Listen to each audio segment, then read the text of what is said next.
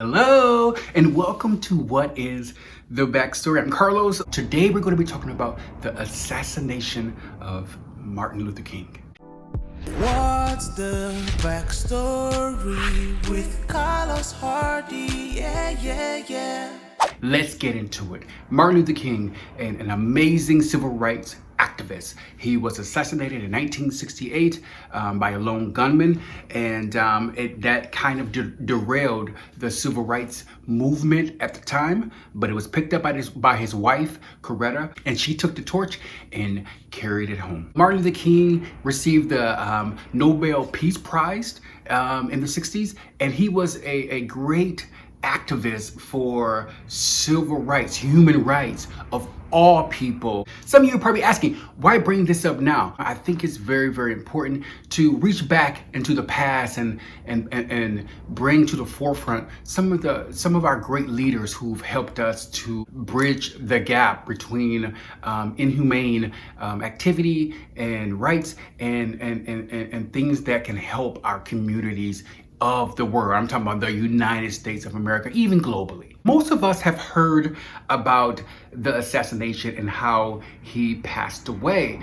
But of course, me, being the writer that I am, I tend to create stories that kind of leave you either thinking one way or kind of pondering another way. I created a story about what happened the day actually that Martin Luther King was assassinated. He was with a lot of his activist friends, and he had gone to the Lorraine Hotel to try and do a walk for I guess it was some workers in the South that needed him to stand in the gap for them in a walk, a march, a demonstration is what it was. But on today's backstory, I created a story that kind of sheds light on how it happened, or did it.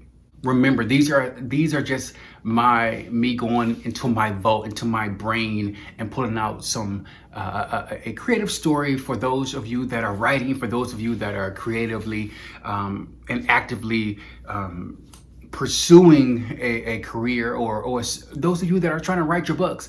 I'm trying to create something for you to grab onto and inspire to. So in today's backstory, we're going to take a look at what actually happened on the night of the assassination of Martin Luther King. Here we go. Take a look. A man in an olive suit marches prominently in between two bodyguards through a kitchen and out the rear of a restaurant. The distinguished gentleman being escorted is civil rights activist Martin Luther King. His demeanor is cool as ice. His unblemished bronze skin radiates even under the bad fluorescent lights. The look of confidence on his face assures all that brokering deals remained his top priority. The main guard holds Martin in place with a hand motion to his chest. The screen door slowly creeps open, revealing a Cadillac sedan sitting out back, the kind that seats 4 passengers comfortably. Both guards scan the surrounding area before freeing Martin into the parking lot. The car door opens. Martin hops inside the back. The car glides up the road, heading for the Lorraine Hotel. Martin sits quietly. He's grown accustomed to never opening a conversation with politics. Sitting beside Martin is ally and Reverend Jesse Jackson, wearing dark-colored glasses, which shields him from the dominant angelic glow illuminating from Martin. Jesse nervously shifts in his seat, searching for the perfect position to talk. Good to see you, Jesse. Are we all set for the demonstration? Jesse turns to Martin, removing his glasses. An astonishing croak spewing from his throat guides his assessment.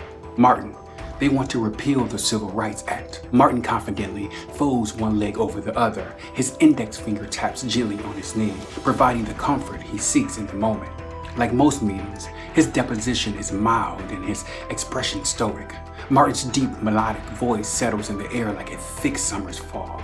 They can't do that. Jesse sits up. His demeanor dissolves into a desperate plea. Martin, you don't understand. An amendment to the law is on the table. And what do we do, Jesse? Run, hide, wait until we're face down with dogs at our heels? That's not what I'm saying, Martin. Then what are you saying, Jesse? Jesse's tone sinks into a fierce half whisper. We negotiate the South. We give them that and we move north. It's non-negotiable, Jesse. The law is the law. We stand our ground. Jesse's vibrato climbs steadily. He pushes back with vengeance. They want an amendment, Martin, if we don't fall in line. Martin whips his neck, turning to face Jesse, his eyes cutting with precision. What is it you want me to say, Jesse? I think we can negotiate. Jesse quietly swings around, glancing out the rear window. He notices a car trailing, but shrugs it off. After a few minutes, they arrive at the hotel. Martin's guards vigorously parole the perimeter. Jesse, are we friends? I resent the implication that we are not friends, Martin. Well, do you trust me? Jesse glances at his watch. A few beads of sweat creates a path down the side of his face. He uses his index finger to loosen the tightness around his collar. I trust you, Martin. But Martin's palm finds a home on Jesse's shoulder. He squeezes. There can be no buts in trust, Jesse. Either you trust me or you don't. Jesse's head shifts just slightly. He steals a glimpse of the car from earlier pulling into the back of the hotel. What is it, Jesse? Nothing, Martin. You've been nothing but a brother to me. Martin fends off a chuckle. You said that like you'll never see me again, Jesse. The weight of the moment catches up to Jesse. He knows something and keeps it to himself. The heaviness cements itself in his chest, forcing him to rethink his alliance. Martin reaches for the door lever. Jesse grabs him with a strong embrace. Confounded by Jesse's newly found emotion, Martin simply smiles. Thank you, Jesse. I can always count on you. Martin exits the car, leaving Jesse to consider his thoughtful words.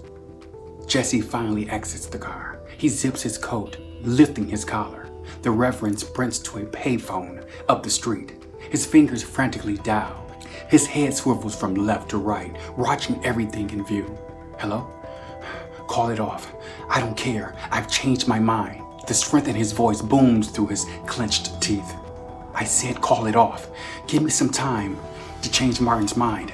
Immediately, the sound of the dial tone blares into his eardrums. The receiver releases from his hand. His entire body goes numb. The thought of the repercussions for his actions are fully in play, and he knows it. A man tapping on the phone booth breaks him from his panic. Hey, mister, you want your shoes shined?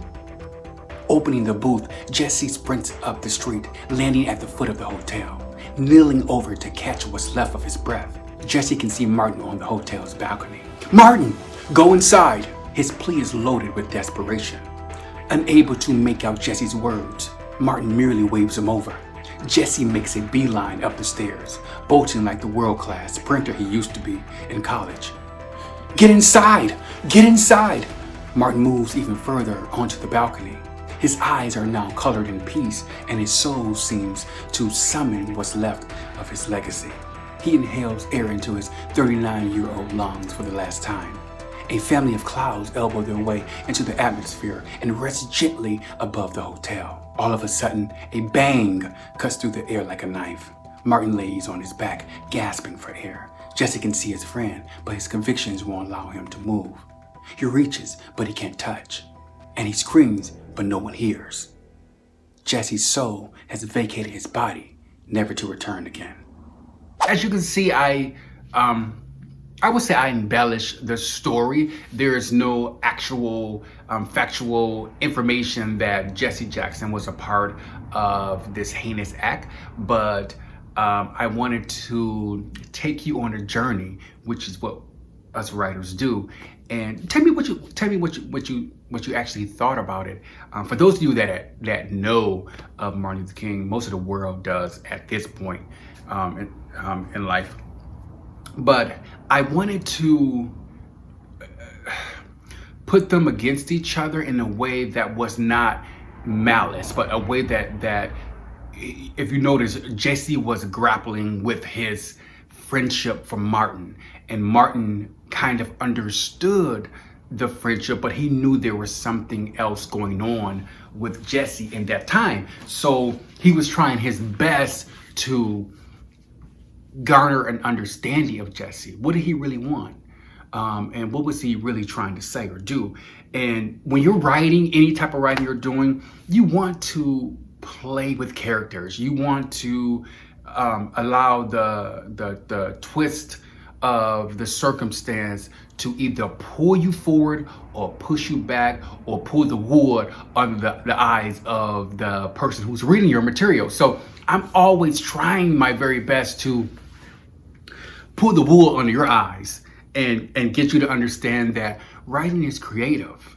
Writing is therapeutic. Writing is free-flowing. It's non-judgmental, and that's what I want for you in all your writing. And like I said, I hope you enjoyed that small scene, which ultimately led to his assassination. I want to give you the tip of the day. Remember, on all of my videos, there's always a tip of the day. Today's tip of the day is plot twist.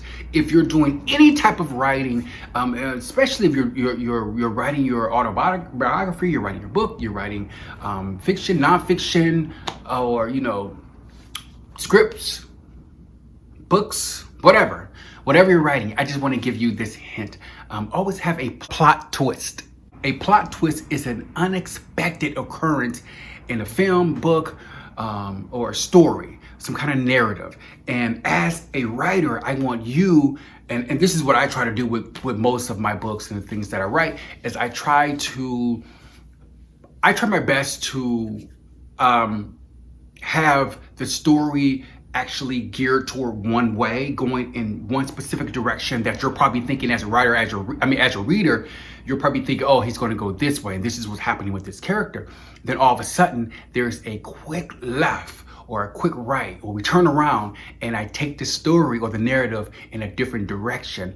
And what that does is either going to incite your reader or it's going to cause them to be really more intrigued with your story. And that's ultimately what I'm trying to do. And any of my writing is pivot your thought, pivot your imagination in that moment so you can possibly think of the extension of where that character, that scene, that moment, that location, or whatever it is. So make sure you have a plot twist in your story, because they really help the reader. They help to move the story along, and they also help to keep the readers intrigued. Again, I thank you so much for watching my videos. I appreciate it. It's therapeutic for me, and I hope it's therapeutic for you when you listen to what I've written, or watch what I've written. I'm hoping you're getting something out of it, and I'm hoping you're feeling inspired to do what it is you want to do. That's always my ultimate goal, is to inspire you to do what it is you want to do with, whether it's a business, whether it's writing, whether it's, telling a story, whatever it is. I'm always hoping that you get that bug and you want to do it too. I can't wait to share with you the next video. It's going to be even more intense, so prepare for that. I can't wait to share with you the next video. It's going to be really fun. Until next time, I'm Carlos Hardy, and I will catch you later on What's the Backstory. Peace. What's the backstory with Carlos Hardy? Yeah.